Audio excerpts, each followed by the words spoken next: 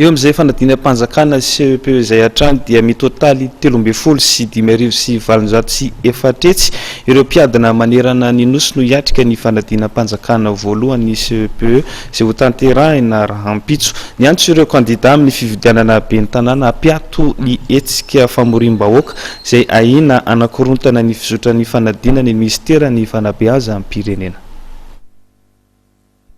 Miisa 13,747 ireo mpiadina amin'ny fanadinana CEPE izay hanomboka rapitso manerana ny nosy. Misy fiakarana teo amin'ny iray faingo 500 izy io raha mitata amin'ny taondaza izany hoe mpiadina miisa 2,740 ambony no misy tamin'ity taona ity. Amin'ireo mpiadina ireo dia misy ankizy manana fahasembanana ara-pahitana misy 220 sy ankizy manana fahasembanana ara-piainona misy 7. Ny farany herinandro teo nefa ny manana samihafa araka ny nambarany tompony andraikitra eo anivon'ny ministera fanabeazam-pirenena. Tamin'ity andro iray tsikadona fanadinam-panjakana ity dia nisy ny antso nataon'ny ministera fanabeazam-pirenena miatefa amin'ireo kandida ho ben'ny tanàna manerana ny nosy izay ao anatin'ny fanatanterahana fampelezan-kevitra amin'izao fotoana izao. Miangavy an'ireo kandida ho ben'ny tanàna izay ato amin'ny ministère de l'éducation nationale mba tsy mba hisy zany fampelezan-kevitra izay famorina olona sy tabataba akaiky ny toerana anaovana fanadinana. Ny fiangavinany anay hoe mba hoka reo zanatsika reo mba hanao fanadinana ampilaminana satria mety hiteraka lasa tsy hotony ny ankizy zany raha misy tabataba.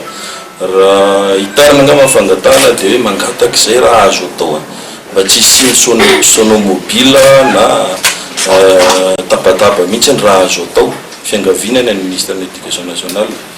Ezahana ny amoaka ny valim-panadinana ao anaty fotoana fohy izany hoe eo anelanelany 420 ka 330 jolay izao.